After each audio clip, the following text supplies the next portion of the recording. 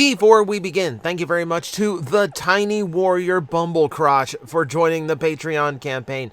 Oh, that's a fun one for people who haven't been with the channel that long and don't know the days when I was streaming the Japanese PS2 G1 game. Go look at the archives for that if you want the context, but always appreciated seeing an older reference like that. Thank you very much. Do appreciate it. It is a news roundup day on one of the busiest weeks of my life. So, normally on the first of the month, we do the monthly Q&A video. Unfortunately, everything is really crammed together right now, and it fell on the same day as the news. So we're going to do news first, and we're going to get to the rest tomorrow. But we're going to start today with what should be our first look at a Masterpiece G Shattered Glass Optimus Prime using the Convoy 3.0 mold. I love how the Shattered Glass idea has just, it's just become a go-to for everything at this point. I mean, and it's a cool idea. It's a classic sci-fi trope of the evil universe. And I do like the purple and dark blue a lot better on a G1 Prime than I do Nemesis colors, so it's good to see. I don't know if that's going to be what... I still don't own any version of this mold. I don't know if this is going to be what it takes for me to pull the trigger on it, but... it's cool that this is kind of like escaped. I'm also noticing it's part of the T-Spark line, which is interesting to see that included in a Masterpiece G release. Yeah, so this is apparently May or March of 2025 due for release. So usually when a leak like this happens, we'll get full information within a couple weeks. Leaks from Takara Tomy don't really take that long to get a full announcement for, so we won't be waiting on that for very long. Let's see what else we got in Masterpiece news. Now I can zoom out because the other one was potato quality photo. Masterpiece Rhinox is in hand, and people are taking some pretty good photos of this already. It's a really impressive piece. It captures the look of Rhinox from the cartoon extremely well. You know, Rhinox toys always tend to suffer because if they go for, they either go for like toy accurate or show accurate. The show accurate never really pans out or looks all that good, but this hits a really good note. This is like spot on. The Rhino Mode 2 also looks good. It's a little polygonal, which I think is appropriate. I like the idea that the eyes can move in the head too, so he can be very expressive as a Rhino. Chain guns, of course, included. Yeah, he just looks so good all the way around. All the way around. This is a really impressive Masterpiece. I kind of stopped on the Masterpiece Beast Wars toys. I do still have the 3 Max molds that they've done. That does make Rhinox a little bit tempting now that I think about it. Very, very nice. I'm really happy with how that turned out.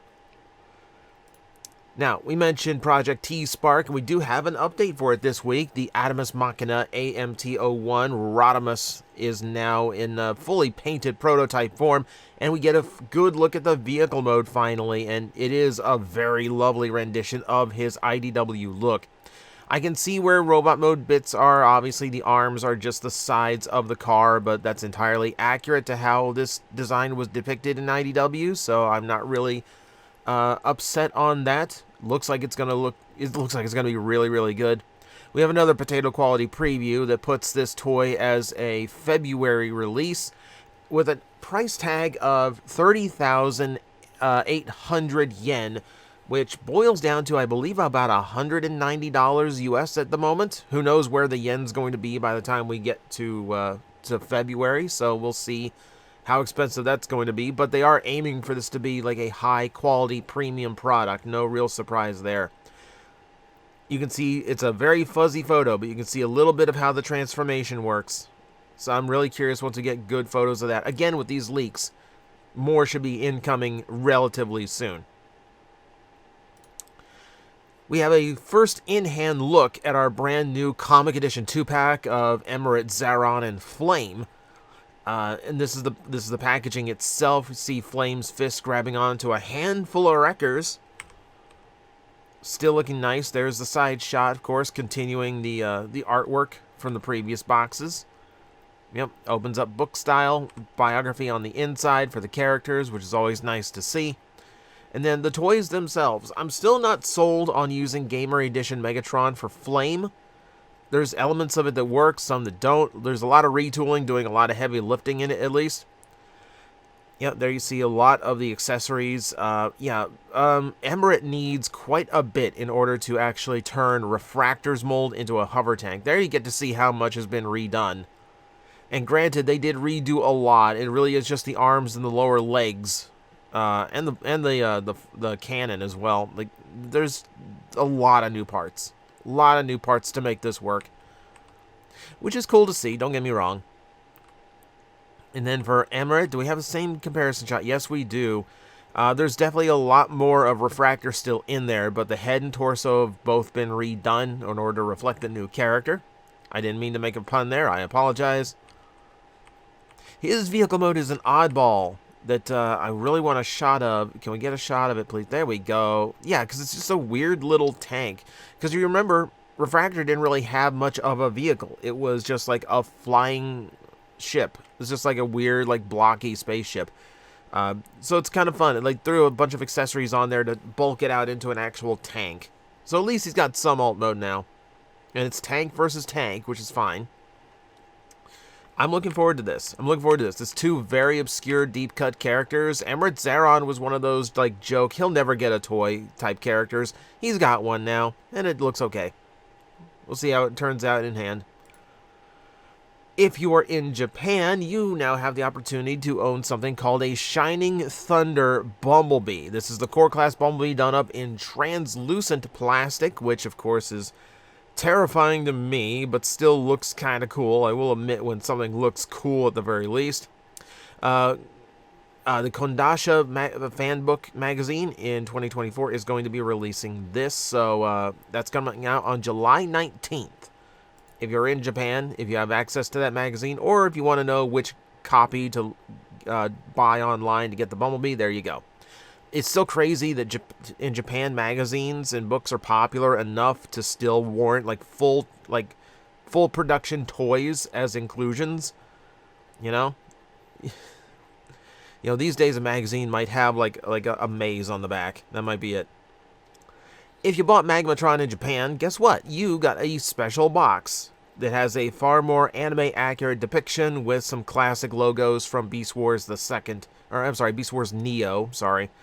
Trying to go a little bit too fast today. But no, it just adds a little bit more anime aesthetic to the presentation. It's a slipcover. Underneath is still the same old box that came out in the US, but this is kind of like how they did with Armada Prime. So no big surprise, but it's a cool little inclusion if you want your Magmatron to be as complete in box as possible. Alright, San Diego Comic-Con stuff. We have a look at what Minimates is going to be producing for an exclusive, and it is a Divide and Conquer set with a cartoon-accurate Shockwave and the Rainmakers. So we are treated to Acid Storm, Ion Storm, and Nova Storm. And it's all in this cute little VHS shape that kind of mimics how the VHS cartoon boxes were back in the day. Kind of cool. Kind of a cool way of producing these. They like these VHS style releases though, the 4-character pack. And producing the Rainmakers, not a bad call. This is cool. I like this set.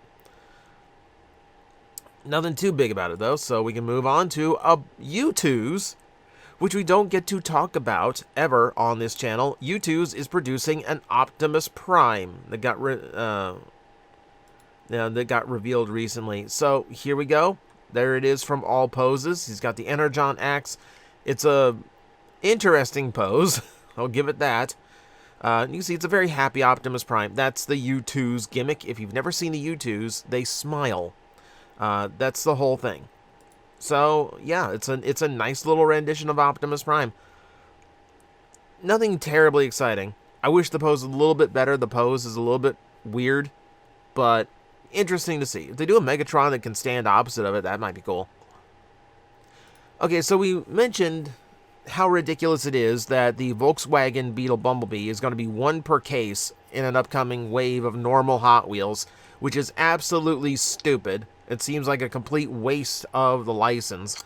However, Mattel has now announced that there's going to be a dedicated release for Transformer-based cars. So here we have the easily available version of Bumblebee, which is going to be a custom Volkswagen Beetle. Obviously, this ain't G1 Bumblebee. This is some like roadster, hot rod, dragster type custom version of a Volkswagen. Don't look like the G1 character, which kind of defeats the point if you ask me. It's still silly to me that like the proper real Hot Wheel Bumblebee is going to be ridiculously expensive and limited in production. Really, really dumb to me. The others, on the other hand, in this wave, actually seem to make sense. Here's their Corvette as crosshairs. That makes sense. So obviously, going to the licensed movie stuff, that's pretty obvious. Hot Wheels probably already has the license for most of those cars. There's a Ford Mustang GT as Barricade. I expect this one to be probably the most popular in the arrangement, even more popular than the Bumblebee because, you know, it's accurate. We have the Bugatti, so we have Drift as well. Still really like the colors on that Bugatti for Drift. The electric blue and black always looks good. And then Stinger. Stinger gets forgotten and neglected so many times, so it's cool to actually see him included. It's getting to be Stinger's getting to be a deep cut. You know, that's an evil Bumblebee is like an idea I thought a lot more places would have jumped on by now. But really looking forward to some of these. I'm not a Hot Wheel guy, but I might give that Mustang a go.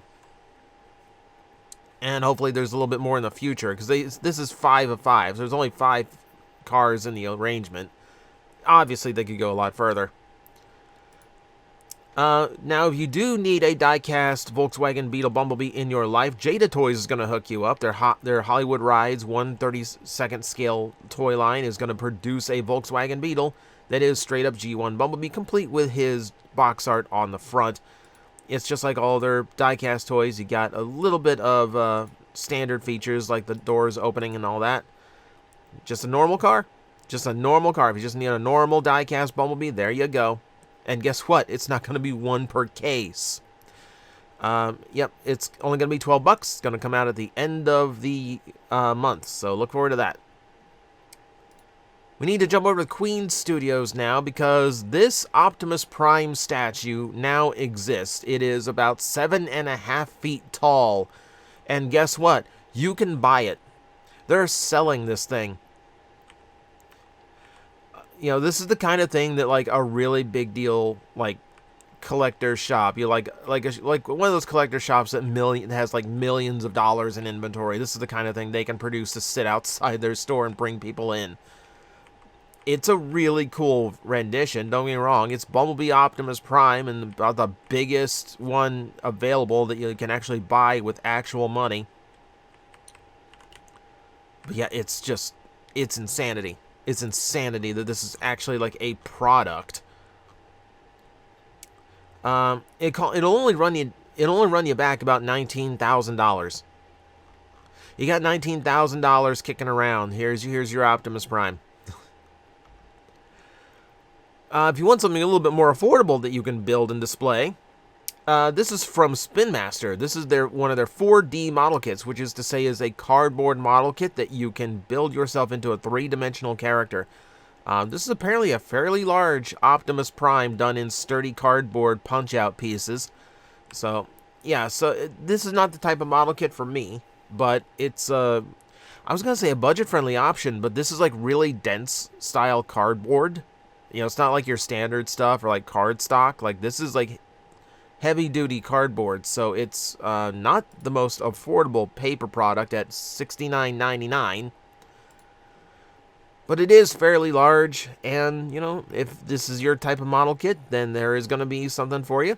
It's just a weird item. It's just a weird item. Not for me, but someone out there is going to eat it up, I'm sure.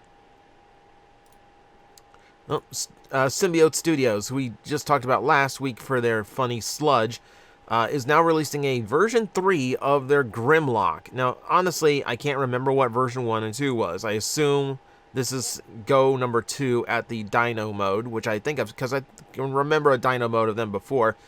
It's just a cute little Grimlock. You know, no surprise that they just keep making these cute little Grimlock plushies. So no big surprise there. It's fun. It's a fun little thing if you just need a cutesy Grimlock. If you want a fix of Transformers music, the original animated series soundtrack is now available through all of your favorite distributors. You've got iTunes, Spotify, and Amazon providing the original songs released in digital for the first time. These are the same ones that were on the vinyl record, so if you actually want to own these in digital format, that is now a possibility.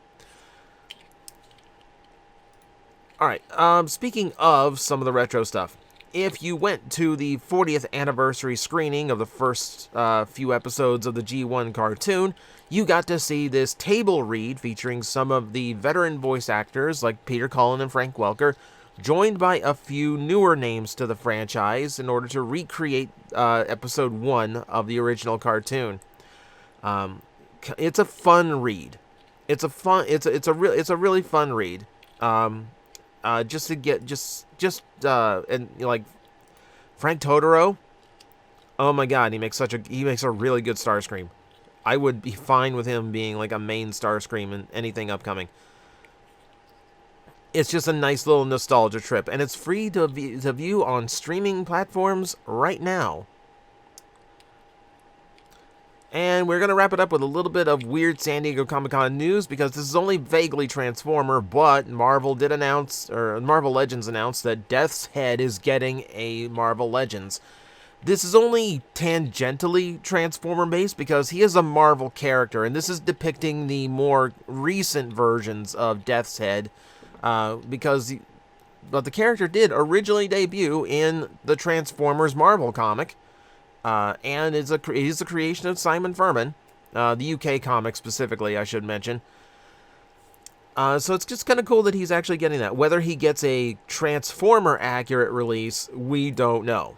But it's an interesting novelty for those who are fans of the Marvel UK run. Death's Head is actually getting a little bit of weird recognition. And I'm still here waiting for my Carnage family to be completed. Where is my Carrion, Hasbro? It's all I want at this point. But that's going to do it for our news roundup. I tried to be as quick as possible this time because, frankly, I got a lot to record today. I got a lot to do for the next 3 days before the trip. And, frankly, a lot of the news is just like weird little bit stuff that we don't really have to go over. But it's interesting news nonetheless. So, there you go. Thank you everyone for watching. I will see you next time.